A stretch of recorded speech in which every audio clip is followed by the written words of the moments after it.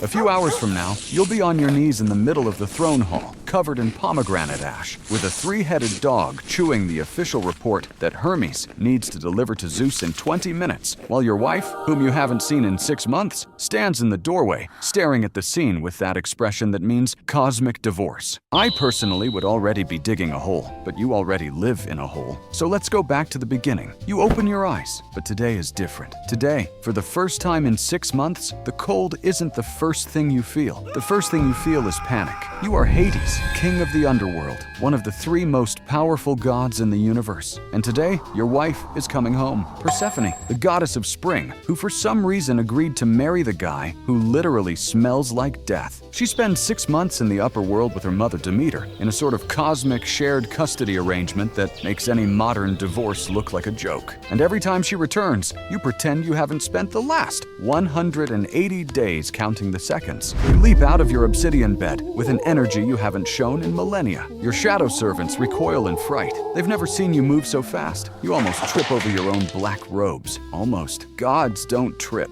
You merely had a temporary disagreement with gravity. Your plan is simple. Clean the palace, prepare her garden, arrange a banquet worthy of the occasion, and be immaculate when she crosses the gates. Simple, straightforward, impossible to get wrong. I already know it's going to go wrong. You know too. But hope is the last to die. And in the underworld, technically nothing ever really dies. You start with Persephone's garden, that unique corner of the underworld where she manages to grow flowers through magic. 6 months without her, and the place looks like a plant graveyard. I know it's ironic.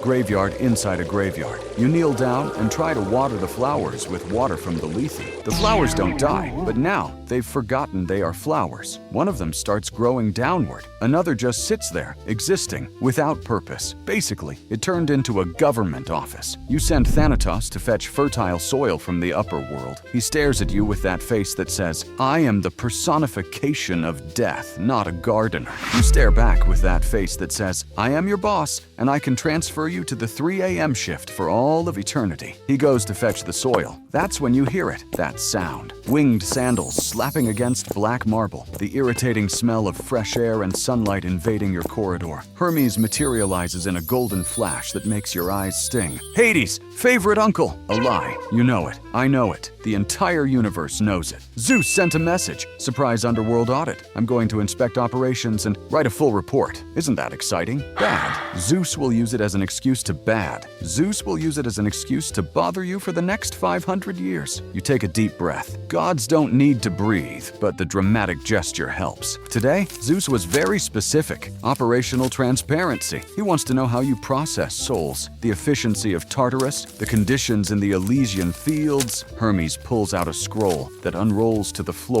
and keeps going and keeps going. The scroll reaches the far wall and starts climbing it. Only 247 items. Hold on to that scroll. It's going to be important later. You now have 2 simultaneous problems and 0 time to solve either of them. I'd choose to deal with the wife problem first because Zeus can make your life hell, but Persephone can make your eternity hell, and eternity is longer. You split your forces. You send shadow servants to keep cleaning the garden and the palace. You'll accompany Hermes through the audit while trying not to have a divine breakdown. First stop, the gates of the underworld. Cerberus is there, all 3 heads happily drooling. Hermes takes 3 steps back. Does he bite? Only messengers, you answer. A lie. Cerberus bites everyone, but the look on Hermes' face is worth the risk. Hermes scribbles frantically. Gate security, questionable. Guard dog, biosecurity hazard. Drool on the floor, concerning. You feel a vein throbbing at your temple. Gods don't have throbbing veins. You have apparently invented the concept. Second stop, the river Styx. Charon is in his boat,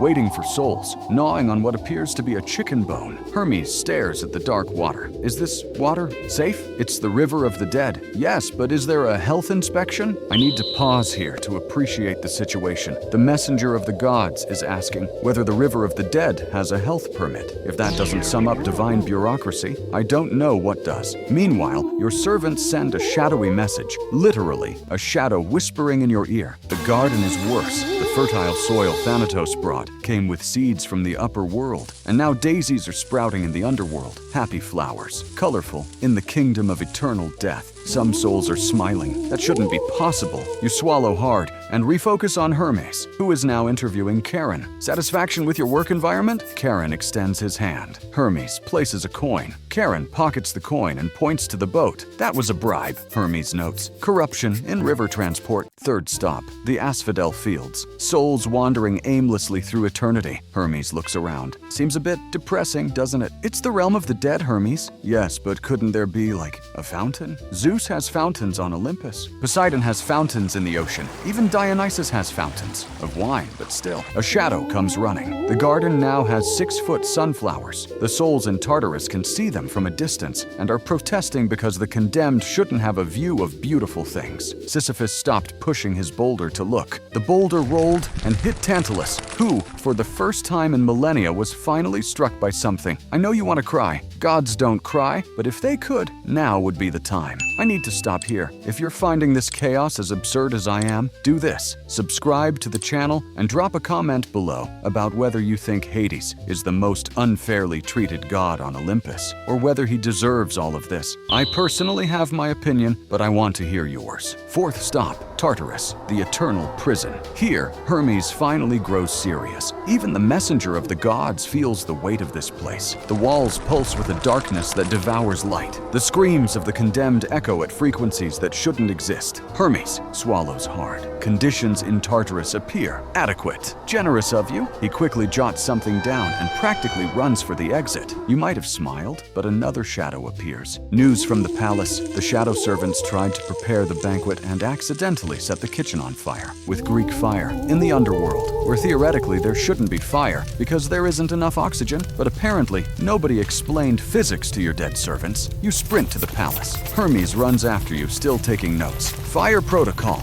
non-existent. Emergency exits, none, as this is literally the land of the dead. The kitchen is ablaze in blue flames. Cerberus is barking with all 3 heads, not from fear, but excitement. One of the heads is trying to bite the flames. The shadows are running in circles, which is impressive considering they have no legs. You snap your fingers. The darkness of the underworld swallows the flames. Silence, smoke. The banquet is destroyed. The garden is a jungle. Hermes' report probably already has enough material for Zeus to laugh about for a century. And it's exactly at this moment that you feel it. That scent. Not Hermes' irritating fresh air. Something different. Something that makes your immortal chest ache in a way that 3,000 years have failed to normalize. Flowers. Real flowers. Spring. She is here. You look down. You're covered in ash. The kitchen behind you is still smoking. Her garden is unrecognizable. Hermes is in the corner, writing furiously. Cerberus chooses this exact moment to charge into the throne hall, knock over 2 columns, and start chewing on Hermes' 247-item scroll.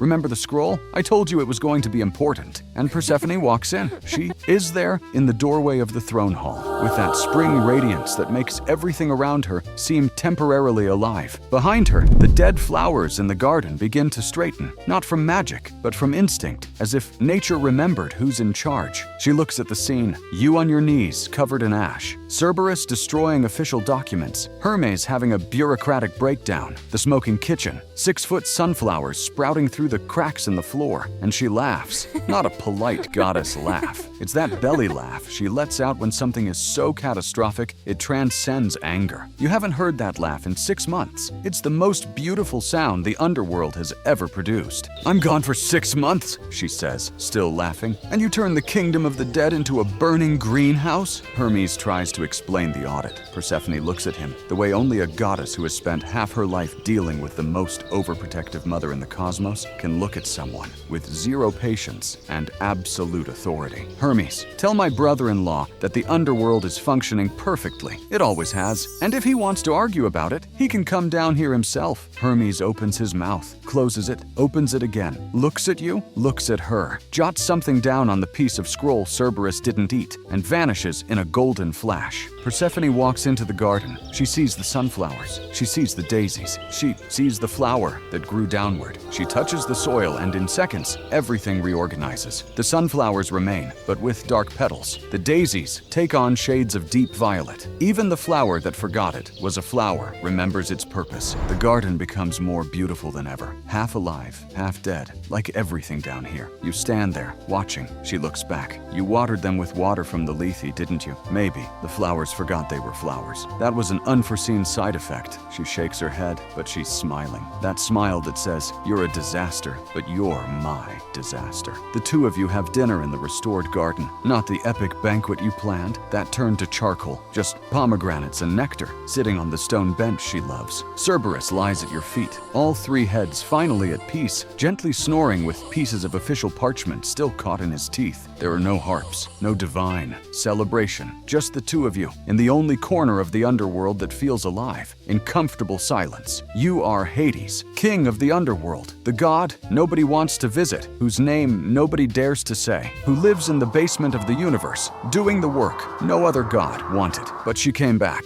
as she always does, and tomorrow the chaos begins again. Souls will pile up. Zeus will send some complaint. Charon will demand a bribe. Sisyphus will push his damned boulder. But tomorrow, when you open your eyes, the cold won't be the first thing you feel. And honestly, for an immortal who has everything except luck, that is more than enough. I'll close with a lesson. The secret to a happy marriage isn't flowers, dinners, or grand gestures. It's burning down the kitchen, destroying the garden, and letting the dog eat your boss's paperwork so spectacularly that your wife laughs instead of killing you. Write that down. And tomorrow you wake up as the most beautiful god on Olympus, the man who heals diseases and also spreads them, the perfect musician who also destroys cities with plague arrows. Sounds contradictory? That's because it is, and it's worse than you can imagine.